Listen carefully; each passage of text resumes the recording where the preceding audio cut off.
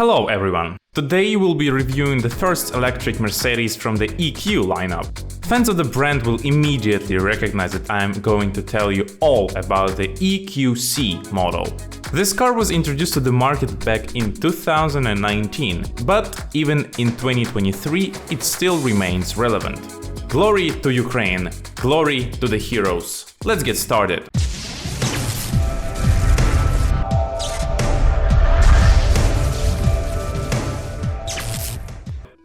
We first saw this model at Geneva Motor Show in 2018. Back then it was the first and only electric car among all the models bearing the three-pointed star on the hood. In September of the same year, Daimler unveiled the final version of the electric crossover. The Mercedes-Benz EQC was not just a conversion of GLC model with electric motors and battery. Both of these models share a similar platform with wheelbase of 2.87 meters, a double wishbone front suspension and a multi-link rear suspension. However, the body of this electric car is still original. Its length is 4.76 meters, width is 1.88 meters and height is 1.62 meters with a wheelbase of 2,873 millimeters. The ground clearance is 120 mm or 97 mm under the maximum load. The grille between the headlights is real, not a solid plate as seen on the concept car. Behind it is the radiator. As expected in this 2018 German model, we won't find a second trunk under the hood. All the space under the hood is occupied by the control electronics block. It is mounted on a separate tubular frame which also covers the void in the transmission tunnel. This is another sign of the platform similarity between the EQC model and the gasoline-powered GLC. The front electric motor is located next to the control block. Right from the start of the sales, this car was offered in a single EQC 400 configuration.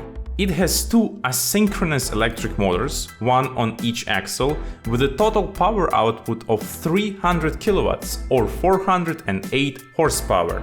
The maximum speed of the crossover is limited to 180 kilometers per hour due to electronic restrictions.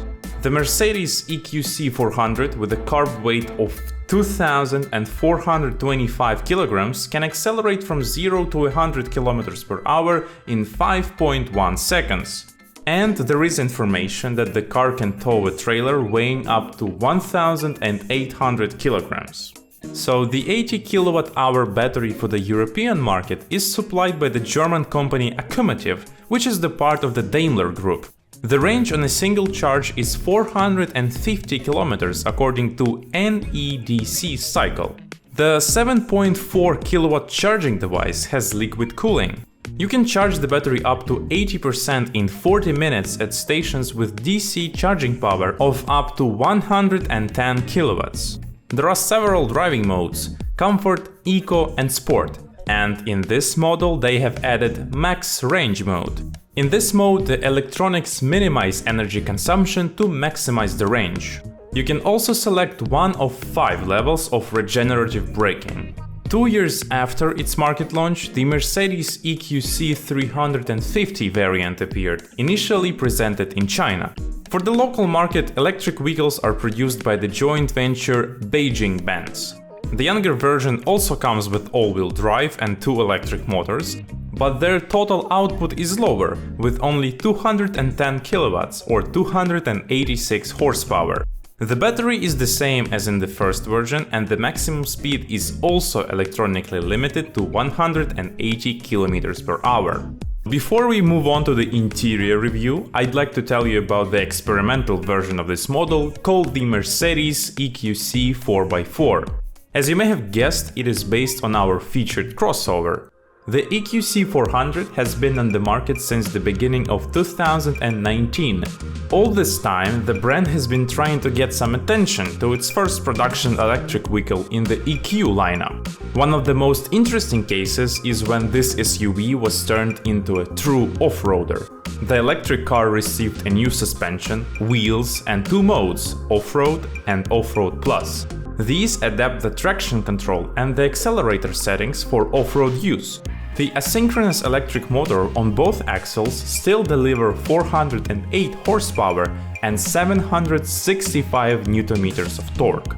The multi-link suspension has been redesigned with new shocks, springs and portal axles. As a result, the ground clearance of the Mercedes electric vehicle increased from 140 to 293 mm, which is 53 mm more than the standard G-Class. In short, the off-road version turned out to be genuine. But let's go back to our main review subject. I'll point out right away that the interior of the model follows the same style as other modern cars from the Stuttgart-based brand. On the front panel there is a display that combines the instrument cluster and the infotainment system screen, each with a diagonal of 10 inches.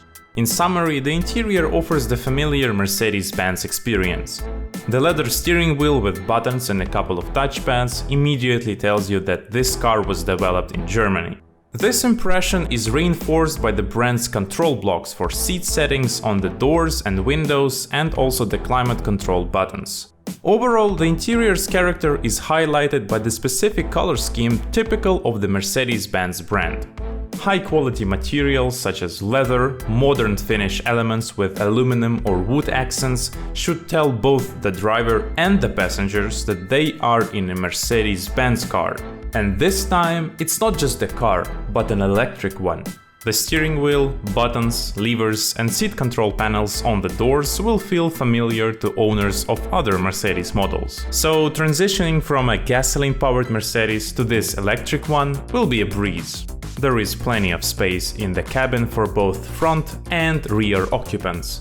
Rear passengers have 3-stage heated seats. In the EQC electric car you will notice minimal vibrations and noise, thanks in part to the fact that the motor block doesn't contact the car's body or other parts. This is all thanks to the separate special tubular frame I mentioned earlier.